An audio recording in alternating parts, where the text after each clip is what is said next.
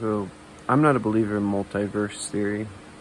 What I view it as is more like a mirage, but an overlaying system of mirages.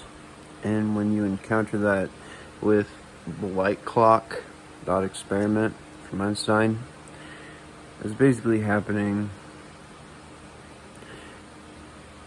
is, it's hard to explain. Everything's sort of overlaying with one another. It's just that you have sort of a specific frequency, like a radio station. And so how you perceive reality could be just the same as somebody else on the same frequency. It's just how you choose to interact with that data. So you could have different antennas in your brain that fabricate multiverse theory. You could look at yourself and see yourself differently from day to day. Or say you've learned 10 different things from your past. Like I have specifically a series of events that contradict timelines of my past, but yet I still know I encountered all these things. But then when I remember back and back and back, following one versus the other, I know that I didn't do certain things, even though I have these memories. And so we conclude that we fabricate memories in psychology. What's actually happening in a fragile physics point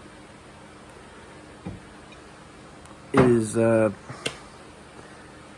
always explained it to myself, right? Because who do I talk about this with? Is that if you look at the crest of a wave or the trough, and that's gravity. And so in between here, anywhere in between here, you have your frequency between the waves, and they have different distances, and time is kind of warping, right? Except your gravitational plane is creating layers of reality like transparencies. And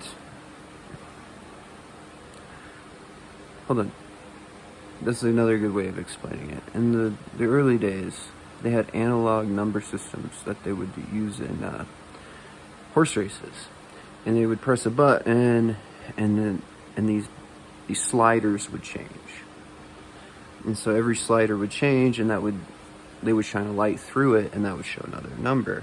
Well, let's say just like transparencies that you overlay, you just have a specific frequency of light that you see that shines through these transparencies. Just like these boxes that back in the old days, these analog number boxes, they would shine a light through. And so they were a checkered pattern, and they would all block out and create numbers or letters. And that's pretty much the best way that I can create an analogy for, or like a metaphor or whatever, convey it idealistically. I know it's crazy, but that explains so many things that have happened to me in my life. It's just, you go with the flow, you know, you enjoy it. When you're sensitive to it, it might land me in a psych ward, right? The truth is I do look different from day to day. I notice it all the time. It drives you nuts. At first I thought it was time travel. For a while you think it's time travel. When you delve into real-time theory, time travel, and that other junk, what it is, you know, everything is still linear, but you can have an overlaying frequency that's sort of, it's not multiverses, it's just like putting a bunch of transparencies over one another, but you can only see one. Say that the others were invisible, and then you look at it with like another spectrum, and then you can see another transparency. Well, that's kind of what our brains might be doing. And this all goes into another theory I had a long time ago about where quantum improbability stems from in the brain with, what the fuck I used to call it. So where consciousness comes from. In the neurons of our brain, I believed, I still kind of do. You know, there's other things now that could be happening, but that quantum wave fluctuations. So it was a trough of information encounters one neuron, the crest of another encounters, and it doesn't excite the neuron as much, and so that data, though those waves will pass right through one another, that neuron will be excited and it won't transfer stimulus base off of the neuron in 1, 2, however many variables that neurons have for other encountering and stimuli bases. And so,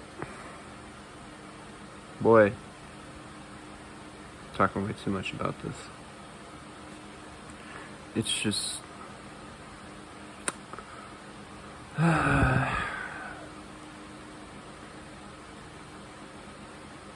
nothing left to say. I wanted to make a minute video. When I was a kid, I could sum things up way too quickly, and now I can't. I've learned to elaborate way too well. I'm all these dents on my forehead.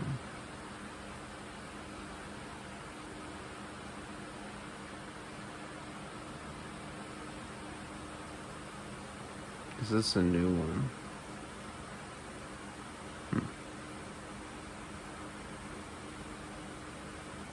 Oh, yeah, that's it. This is a crease.